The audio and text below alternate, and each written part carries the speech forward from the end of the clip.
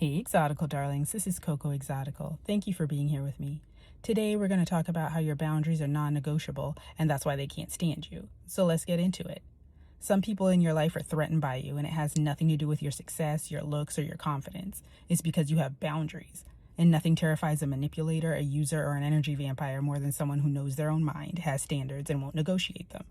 Your boundaries are non-negotiable, and weak, manipulative people want to test them because they think that your no is up for debate. So when they see that they can't shake you, that you won't budge, then they want to call you selfish, dramatic, or doing too much for standing up for yourself and standing your ground. Boundaries aren't mean. Boundaries aren't selfish. Boundaries are the bare minimum standard for how you allow yourself to be treated, right? Society teaches little girls and women to be accommodating, agreeable, and self-sacrificing. We're taught that saying no makes us difficult, that protecting our time, energy, and peace makes us selfish, that having high standards makes us high maintenance, right? And that's just a bunch of BS. You know who benefits from you having weak boundaries? Everyone else except for you, right? The manager who texts you at 11 p.m. at night expecting a response. The so-called friend who only calls you when they need something from you. The family member who guilt trips you into giving them money or babysitting their kids for free or doing other free emotional labor. The partner who you have to keep on asking to do things or who all of a sudden forgets your boundaries every time those boundaries are inconvenient for them. Everyone else except for you, right? People like this love it when you have weak boundaries because it means that they get to take from you without giving anything back. They get to access you without earning it. They get to drain you dry and call it love and friendship and loyalty, right? People like this are manipulative energy vampires. They're the selfish ones, right? Because they know that they're taking from you without giving anything back and they don't care. This is why you need to have firm, non-negotiable boundaries. Standing 10 toes down and having firm boundaries triggers people because boundaries expose who the users are and who the takers are, right? When you set a boundary, you're essentially putting up an invisible shield. People who genuinely care about you will respect your limits, but the users will get angry because you just cut off their supply. When someone's used to getting what they want from you and all of a sudden you say no, it wounds their ego, right? They're mad at your boundaries because now they know that they can't exploit you anymore. Sometimes people get mad at your boundaries because your strong boundaries make other people confront their own lack of boundaries, right? Do you ever notice how the people who call you selfish for having boundaries are the same ones who allow everyone else to walk all over them? Your boundaries makes them uncomfortable because it highlights their own inability to advocate for themselves, right? So as usual, instead of being inspired by you, they resent you. Instead of learning from you, they tear you down to their level. Misery loves company, and people who don't have boundaries for themselves want you to be just as stressed out, drained, and depleted as they are. These control freaks need you to be controllable, right? Some people are simply threatened by your independence and your autonomy. They want to be able to control your time, your decisions, your emotions, and your lifestyle, right? So when you have boundaries, they can't stand that because boundaries are like kryptonite to control freaks and manipulators. Think about the family members who show up to your home unannounced and then get all offended when you already have plans or you have other things to do, so you're not dropping everything to rearrange your schedule for them. Or the manager who sees your work and personal life boundaries as not being a team player. Or the friend who takes it personally when you can't hang out every single weekend. Or the partner who gets upset when you don't text back right away. People like this need you to be readily available, flexible, and accommodating because that's how they maintain control, right? When you have boundaries, then they learn that you're the one who's in control of your own life, not them. Imagine that there's someone in your friend group who's always saying yes to everything. She's the one who's planning everyone's birthdays, mediating drama, lending money that she never gets back, driving everyone home, listening to 3-hour vent sessions at midnight. Everyone loves her, right? Wrong. Everyone uses her. Now think about the woman who says, I can't make it tonight, I need a rest. Or I'm not getting involved in this drama. Or I don't lend money, but I can help you budget. She gets called standoffish, stuck up, antisocial, selfish, not a real friend, right? But guess who's thriving? Guess who has energy, peace of mind, and genuine relationships instead of transactional ones? The woman with boundaries, right?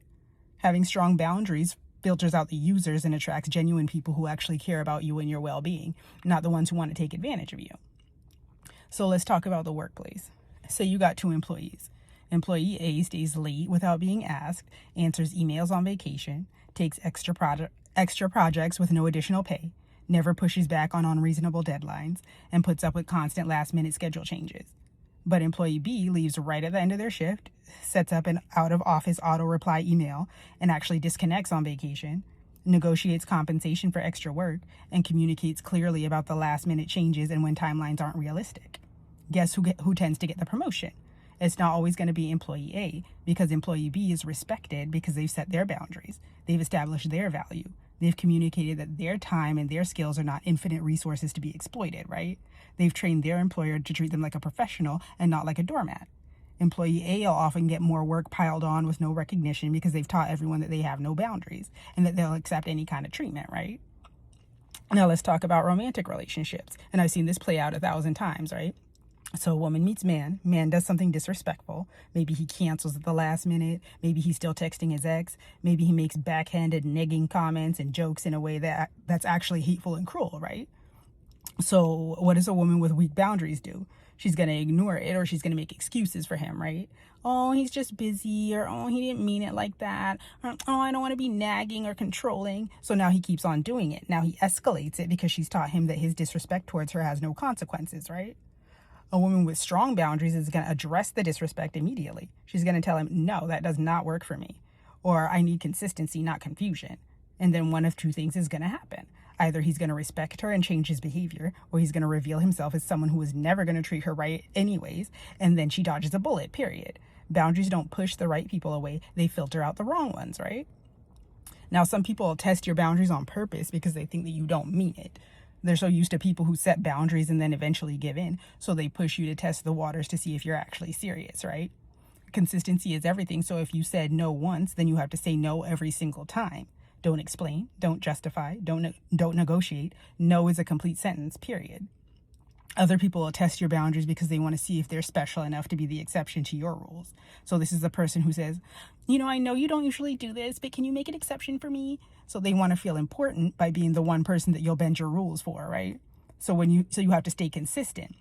You have to let them know, hey, I don't make exceptions for anyone. My boundaries apply to everyone, including the people that I love and care about. And so the second you start making exceptions for people, your boundaries become suggestions instead of policies, right? People like this are also testing to see if they can manipulate you. This is the guilt trip. This is the, oh, I thought we were close. After everything I've done for you, you're really saying no? Then the tears, then the silent treatment. They're literally running a playbook to see which manipulation tactic will make you fold, right? So don't engage with these manipulation tactics. Don't try to defend yourself in your decisions. Don't try to explain. Simply restate your boundary and then disengage with them. You can tell them, I understand that you're disappointed, but my answer is still no. And then stop talking, period. Some people simply don't respect you and they'll never respect your boundaries, right? They think that their wants and needs and convenience matter more than yours do. So you have to let them know that disrespecting you has consequences. If someone repeatedly disrespects your boundaries after you've already communicated them clearly, then you have two options. You're either going to reduce contact with them or you're going to cut them off entirely. And yes, that does include family. You're not required to have a relationship with anyone who refuses to treat you with basic human decency and respect. So when you set and maintain boundaries, you need to be clear, direct, and unapologetic. No hemming and hawing, no going back and forth with anybody. No, I'm sorry, but no over-explaining, right?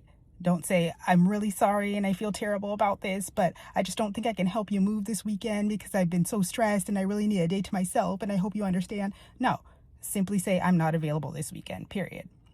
You don't need permission to have boundaries. You don't need to convince anyone that your boundaries are valid. You don't need 3 reasons in a doctor's note to skip the brunch or the girls' night, right?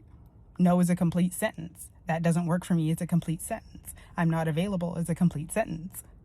People who benefited from your lack of boundaries are going to push back. They're going to call you selfish. They're going to try to test you. They're going to try to make you out to be the villain. So let them. Don't take it personally. Their discomfort is not your responsibility.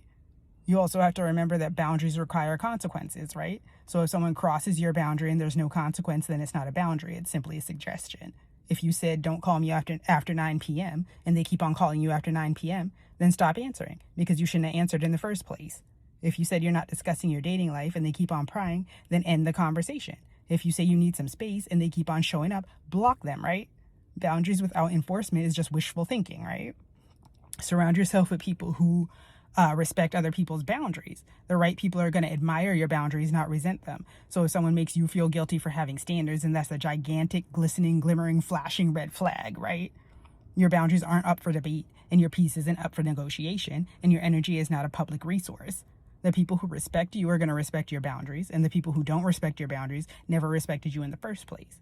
So stop shrinking yourself to make other people feel comfortable, and stop apologizing for taking up space, and stop feeling guilty for protecting your peace. You're not here to be convenient, accommodating, or easy. You're here to live a life that honors you, and that starts with having boundaries that are non-negotiable, right? So tell me about it. What's one boundary that you're committed to holding firm this week? Let me know in the comments, and I'll see you again next time. Bye.